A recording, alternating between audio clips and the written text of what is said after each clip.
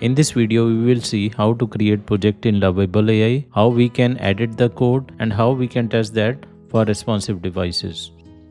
So for that, let's give this prompt in the prompt window.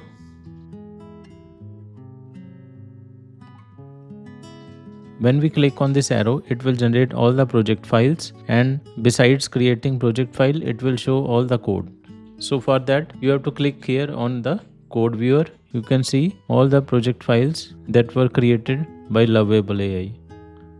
If any modifications needed, that can be possible. You can modify anything here within the code.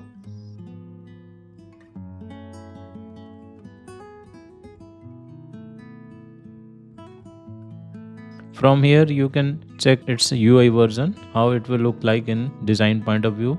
When you click here, you can see its responsive behavior. Means you can check it in mobile or how it will look in desktop. In this way, we can check the files of our Lovable AI project. Thank you.